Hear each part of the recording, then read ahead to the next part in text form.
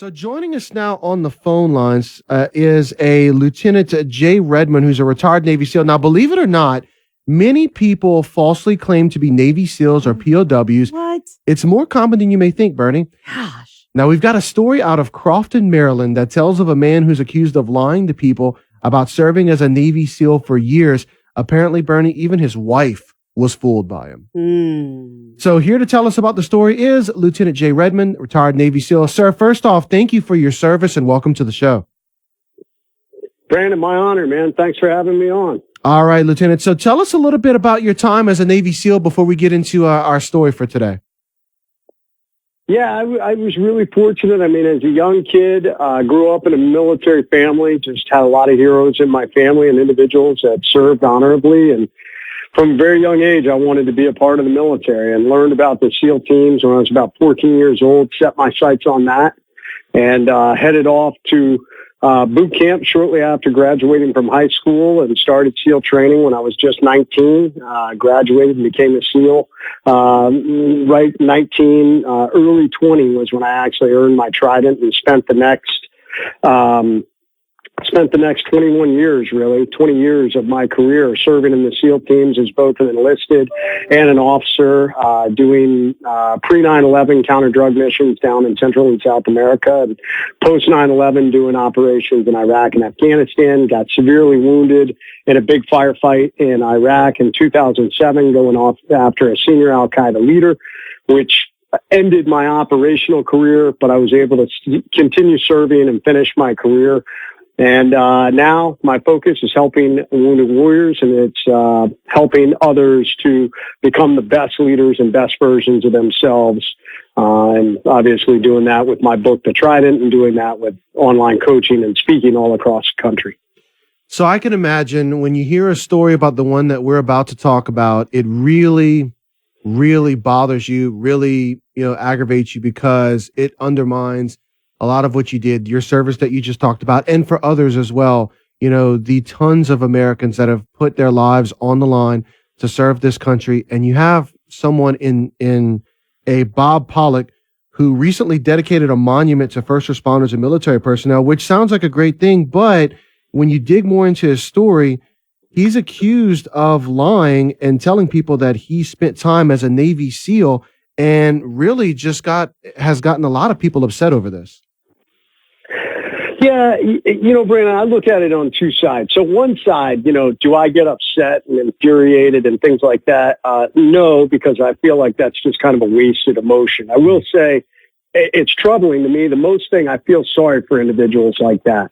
I feel sorry that you're so uncomfortable with who you are. And the thing is, Pollock was a veteran. He actually served in the Navy. He was a meteorologist in the Navy. So an incredibly important job. For us, operationally, we need to know the weather to be able to conduct successful operations. Right. So here's a guy that did something and contributed and served, yet for whatever reason, insecurity, I don't know, didn't feel like he was sensational enough. He had to fabricate this story about being a SEAL and being a POW. So that for me, I just kind of feel sorry for people like that. Now, the flip side of the coin where I get infuriated is it is absolutely a discredit against the guys that I serve with who are no longer here. So who made that ultimate sacrifice, who, did everything they had to do to earn this trident, the SEAL emblem, through the years of training and then very hard deployments, time away from their families, and then made the ultimate sacrifice. And that is what infuriates me, because you are now discrediting their legacy and the heritage and the sacrifice they've made. And then I'll take it even a step further, because individuals that are out there, I don't know if Bob Pollock, I don't know if he received any kind of monetary gain by going around and projecting himself as a SEAL. And it seems like most do not. Most, it's just, I don't know, some issue, they're insecure and they feel like they need to say they were a SEAL.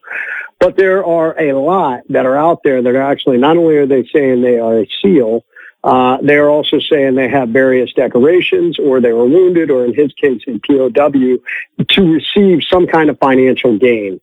And that infuriates me, because now you, a fraud, are taken away from the guys who truly sacrificed and who those benefits are for. Yeah, and as you alluded to, and we're speaking with Lieutenant Jay Redman, a retired Navy SEAL, as you alluded to there, this Pollock guy is not the only one to exaggerate his service. We apparently have a big problem with people claiming to be Navy SEALs or POWs, and there are actually sites and people dedicated to exposing them. Yeah, absolutely. Retired SEAL Don Shipley, who was a senior chief. I know Don well, senior chief Navy SEAL. And Don has dedicated his life to bust these guys. And some of them, like we said, I mean, they're just knuckleheads who they're insecure and they just, they want to impress somebody. But the problem is a lot of them that have been busted, they're impressing people and they've done it for years, like this guy. I mean, for I think almost 20 years, people believed he was Navy SEAL. Then there are others who are truly egregious, who are doing things that, it really falls into the category of stolen valor, which is actually punishable by law. And these are the individuals. We had one that I know Don went after, and I remember seeing this also, that we had a SEAL who died in combat in 2002, and his picture, some of the pictures that were used for his memorial, so they were posted online honoring his sacrifice. So someone actually took one of those pictures of him in his uniform, and they photoshopped their head onto his body. Wow. And then they were putting that out there that they were this individual, that they were a SEAL. I mean, that's sickening. You seriously have some issues if you're doing things like that. Or, I mean, the flip side of that coin, you're receiving financial gain. I've seen individuals who have received houses, who have received money. I ran a nonprofit supporting wounded warriors, and we saw it too. We saw individuals who fabricated stories about heroism, about being wounded warriors, about receiving the Purple Heart that was all made up, and they did it merely to receive benefits. And it is fraud, and it is punishable, by the Stolen Valor Act. This reminds me of Senator Richard Blumenthal. And he is someone that has been called out, and he had ended up admitting making false and misleading claims about his military service, but he insisted he had misspoken. And it kind of reminds me of this story where the guy had been telling people for years that he was a former Navy SEAL, but then went on to say, well, I never really said it, but then they had audio of him admitting to be one. But when you see people on the national level, such as politicians, that are able to get away with it, I mean, Richard Blumenthal is still serving today. I mean, he's been in the news a ton lately. And every time I see him, I'm really amazed that he is someone that was able to get away with embellishing on his record and misrepresenting his military service. But if he gets away with it, it only emboldens other people, right? It does. But in this day and age, I mean, when people smell something fishy, I mean, it's pretty easy to track them down, especially in the military. People need to understand that oftentimes, especially individuals that claim they were special operations, that they were Navy SEALs, that they were Green Berets, Rangers, whatever it is, people will ask them questions, or they'll say, oh, do you have documentation? And they'll say, no, all my documentation is classified. And because of the classified nature of our operations, people believe that. But the reality is this. Every military member who gets out of the military has a document called a DD-214, and it is the unclassified document that shows everything they did in the military, schools they went through, awards they received. It may not talk about specific assignments because there are classification levels to that, but it definitely talks about the schools they went to. And Navy SEAL training, being a perfect example, is an unclassified school, the training itself. So on your DD-214, it says that you graduated from basic underwater demolition SEAL training. So a lot of these frauds that are out there will try and tell people, oh, yeah, my class number and these things were erased from my record. That's a flat out lie. Because it does not happen. Every single individual that went through SEAL training, and that's what Don Shipley goes and looks at. He looks at the records. And everyone who ever graduated from SEAL training is in those record books. So real quickly, when I meet somebody or a friend of mine reaches out to me and says, hey, Jay, I met this guy. He claims he's a SEAL, but I don't know if he is. I'll say, okay, yeah, what's his name and how old is he? Because I can go back. I can reach out to Don and say, hey, Don, can you look this guy up? Here's his name. And we can look through the records and we can say that guy was never a SEAL. All right, we're speaking with Lieutenant Jay Redman, a retired Navy SEAL. Now, before we let you go, I want to let you talk about your book that you said you have out. Brandon, thanks, man. Yeah, I'm really blessed. I put out a book in 2013 called The Trident, and the Trident is the actual SEAL emblem, and it is the forging and reforging of a Navy SEAL leader. And it's a journey in leadership. Like many young men out there, including myself and some women, sometimes we get off track on leadership. I kind of lost my way and made some mistakes and almost ended my career. But I had some great leadership and some great mentors who saw potential in me and gave me an opportunity to turn my career around.